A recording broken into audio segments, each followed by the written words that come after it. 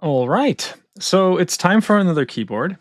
Today I'll be discussing the Moonlander, which comes with a pretty neat carrying case. And for the remainder of the video, I'll put this away because we won't be needing it. But this is a keyboard made by a little company called ZSA, and the short story is that even though I do think the keyboard is cool, I just kind of wished that I would like it kind of more, and it's not the keyboard for me. And in this video, I would like to highlight a few things that I think are really good about the keyboard. I would also like to explain why I think it's not going to be for me. And I would like to conclude by highlighting this one use case that I do think this keyboard could actually be super useful for. But let's just start with the hardware. So as you can see, this keyboard comes with a little flap that you can kind of fold onto the back. It makes for easy travel. And you can also fold it out, and then you have a bit of a palm rest right there. You also have a thumb cluster, and you have lots and lots of keys that you can press. This keyboard could be considered to be more ergonomic for a few reasons. One of them, of course, is it's split, so your shoulders are nice and far apart, so that's good. But also the layout is columnar, so there's a little bit of stagger, but you can see that basically each finger has a row that they can just travel into. And the thinking here is that your fingers will just have to move way less. If I have to press some buttons and sort of move down a row, you'll notice that my fingers can do most of the movement, but they don't have to be moving a whole lot left and right, which would cause my wrists to have to compensate. And that's not the case when I have a keyboard like this. Simply because the keys are sort of laid out in a non-straight fashion, you will kind of always find yourself maneuvering your hand around just to find the right button. And the whole idea behind this keyboard is that there's none of that. These are just columnar layouts, so to say.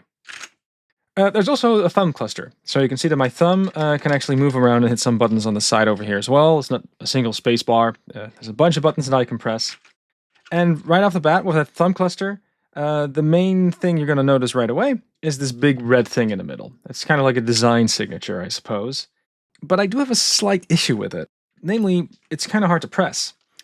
So I guess one thing you could do is you could move your wrist inward a bit, hit that button, and then move back. But to me, at least, that does have a bit of a defeats the purpose kind of a feeling. The whole point is to make my wrists happy and not have them move as much.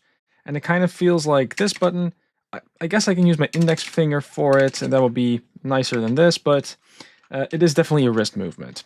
So it feels like that's a button that I'm just not going to configure because I'm very interested in keeping my wrist movement down. That on its own would kind of be fine, but then we have to talk about the other buttons on the thumb cluster. And what you'll notice, if I just put my hand on it, like so, just look at my finger. I put my finger on the nib over here, which is the home row resting position. Then if I keep everything flat, then I guess the best position for my thumb would be right here in the middle. And I could hit this one relatively comfortably, and I could hit that one relatively comfortably. So, all of that is fine. But you're going to notice that these buttons, my thumb likes to move in kind of an arch, if that makes sense. But these buttons are all kind of straight. And to me, it's always felt like my thumb can really rest naturally in the middle there. But over here, you can already see that it's really just touching a corner of the keycap, and same kind of over here. So although this does roughly work, I do think a circular path here would have been just slightly preferable. But it doesn't necessarily stop there, because there's something else, which is that this device also comes with a tenting solution, so to say. There's this little leg, and what I could do is I could move the leg a little bit down, I can move the thumb cluster a little bit down, and then in the bag you will find a little six-sided wrenchy thing. And what you can then do is you can use it to tighten the screws on the side over here. And then Bob's your uncle. There's now a little bit of a tent in this keyboard. Now, the reason why tenting is kind of interesting is you could consider your hand flat, but it's always a bit more comfortable to hold your hand straight like this, basically. So it does make sense to maybe allow for a bit of tenting on this side. So let's do the maximum tent that you can do with a leg. That would be something like this. And I should mention, like from the get-go, this does feel slightly more comfortable having this tented position for my hand. It definitely feels, it's not the biggest angle or anything like that, but this still kind of substantial. You can definitely feel that there's a bit of a difference. So this definitely feels nicer for my wrist. However, notice now what is happening to the thumb cluster. If I have the flat board, my thumb really likes to be in the middle over here. But if I introduce the tenting, then it feels more natural to keep my thumb resting on the first button, not the second one. So, it's not the biggest deal. You can totally live with the fact that we just have a tented situation, right? But if you are going to switch from flat to tented all the time, it does feel like you're going to have to switch the layout a bit as well. And it's not the worst thing, but that can be a bit awkward. Not to mention the fact that, again, the red button over here will be a bit hard to press. But it's also a bit more of a stretch to hit the second button over here, because now this palm cap pad actually gets a little bit in the way when you go there. It's not painful or anything, but I can sort of feel it. But then the third button down below here, that is becoming an uncomfortable stretch for my thumb now. You can really see that I'm kind of applying force to the finger over here. So, although it does kind of work, and we can play a little bit around with maybe put the palm rest over here so that my thumb has more movement here, like all that stuff could be helpful. But just be mindful that you probably are going to have to pick. Either you keep it flat, or you don't, and then that's going to determine the layout. Now, it does totally feel fair at this point to also point out that the extent of which this is uncomfortable really depends on how big your hands are. I can totally see that if you've got larger hands, then this is totally going to be fine. My hands, I think, are just somewhat average, and to me at least, this is so uncomfortable that I think it's safe to say that for me on this device, I mainly have access to thumb keys, which is plenty if I'm honest, but it does feel like a bit of a bummer that in theory there are like 4 buttons for your thumb, but I can only really comfortably reach 2 if I do a bit of tenting. One thing you can do, by the way, it's kind of a party trick. You can also decide to keep the whole thing flat and move this up. I have seen people suggest that this is comfortable to them in the long term. The thinking is that the thumb cluster can be moved up, so to say, which might be why you have less travel distance from your thumb to some of these buttons. And although that's true, you do get into a different consequence if you do something like that, which is that you actually do need this flap down for the balance of the keyboard. If you keep this thing up, you need some other mechanism, and there's screws in the back, I guess, to keep this plate into position. You can buy an extra tenting kit, and a lot of people will probably deem that to be enough. But it is, I think, another $80 or $90 or so, so that's something to just be kind of aware of. So, okay, that's the hardware. All of this is definitely still, like, well built. That's totally the case. But the real selling feature of this keyboard is maybe not so much just the hardware, it's also the software. Because this company, ZSA, in my book, they are kind of the gold standard as far as convenient software for keyboard configuration goes. So the first thing you probably want to do is connect both halves with this sort of audio cable. And once it's all connected, you can then plug in via USB-C. And when you do, something cute happens.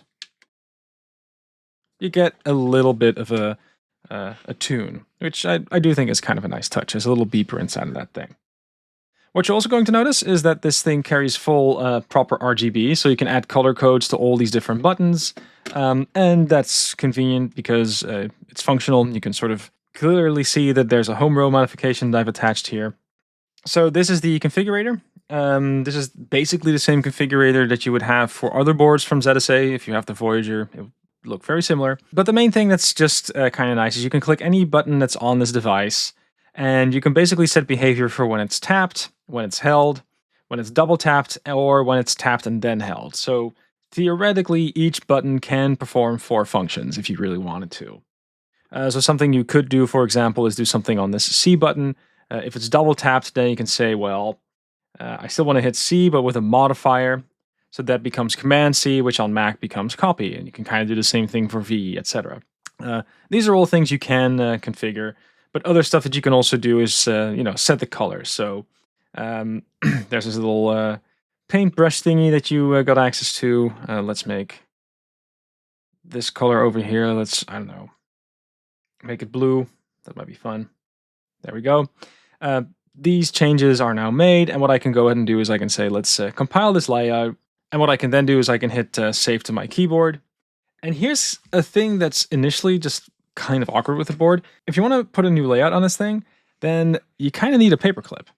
There's a tiny little hole on the top there, and if you put a paperclip through it, you will actually be able to hit the reset button.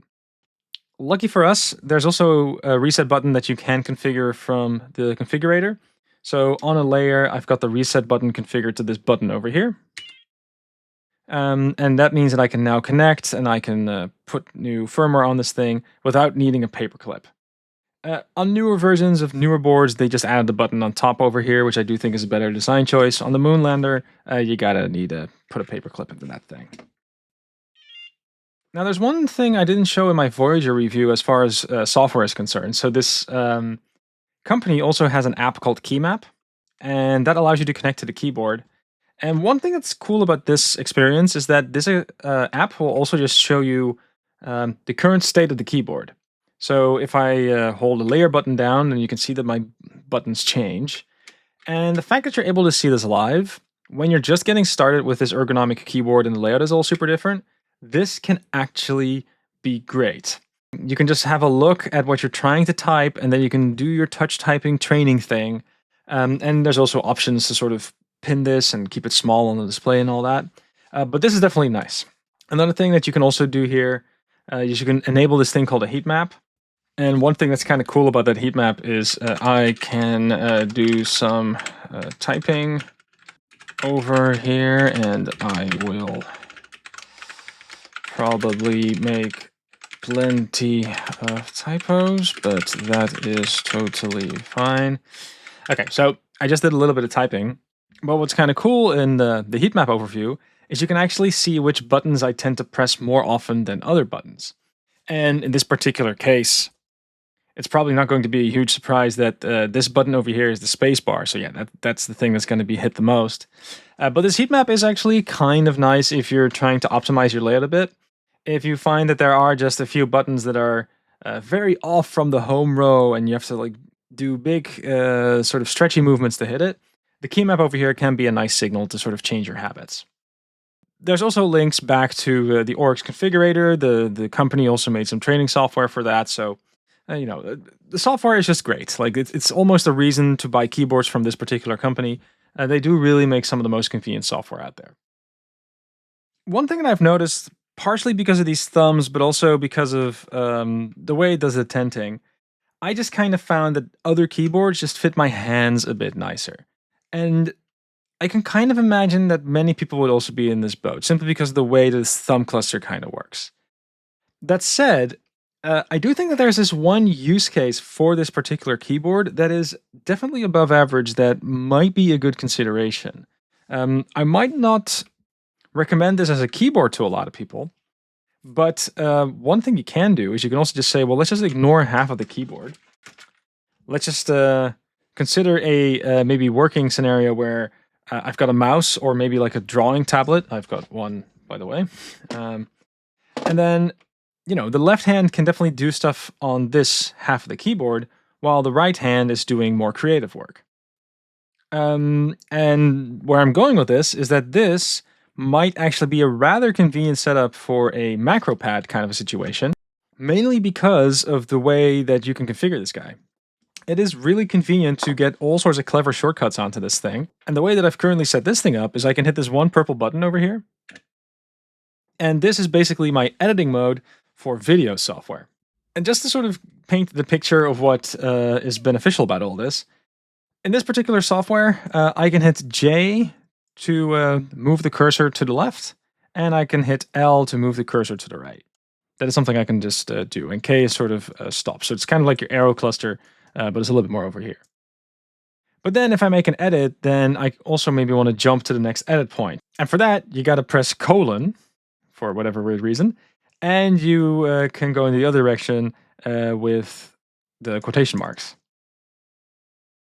And it kind of works, but to me, it's always felt kind of unnatural that, okay, this is left, this is right, and then the buttons to the right are also left and right. Like, something about that just never really clicked for me. Like, the keyboard shortcuts of this app were just not that intuitive. However, because this board is programmable, you can just move stuff around to your heart's content. So I've configured this in such a way that basically there's this middle button. If I hit that, that's always pause. And then I can move to the right, I can move to the left, or I can fast move to the right, and I can fast move to the left. And just the placement of these buttons is making it so much easier for me to just make these edits in a very nice and convenient way. So I can, I can sort of zoom around, I can place a marker there, I can sort of move around, place another marker there. Oh, I kind of want to delete something. Being able to configure that stuff so super duper easily, that is actually a selling point. I have also used some other Macropads, like this fancy one that actually comes with a knob. And this is definitely not a bad Macropad or anything like that. But the software for this guy simply isn't as good as the software for this one. So what's interesting here as well is that I also own this other keyboard by ZSA, which is a whole lot smaller. This is the Voyager. And I've really come to like this keyboard, and I've also really come to prefer this keyboard. Initially, I thought I would much prefer the Moonlander because it has more buttons, but in the end, I just came to the conclusion that 2 buttons is actually totally fine. And then what I just noticed is that there's all these extra buttons to the side over here that I just never really end up using, and same kind of over here. And as a normal typing experience, maybe having enough buttons is preferable. And you can also kind of see the form factor. This is just kind of a smaller board, so this is also easier to carry along. And there's all sorts of reasons why I ended up preferring this board. But as a Macropad, having the extra buttons is actually kind of the thing you want. Especially when you have complex software that has lots of shortcuts, then you do want to have access to all those extra buttons. And the fact that you can also color code them, that actually feels really, really compelling. And fun fact, it turns out that you can go to their website and you can actually choose not to go for the Moonlander, which is like the full keyboard with everything. You can also go for this product called the halfmoon, which is effectively a Moonlander, but only one half. And although it's definitely not a cheap Macropad, I do really want to emphasize that the software you do get is really, really good. So if you are interested in a super premium Macropad, then this is probably the thing for you. This halfmoon does have a lot of potential to be a productivity boost in this realm, especially because they're also working on software such that if you are in one app or another one, the keyboard can kind of immediately detect that and maybe switch the layout. I've not tried this feature. I believe you can read their blog. It's in beta right now.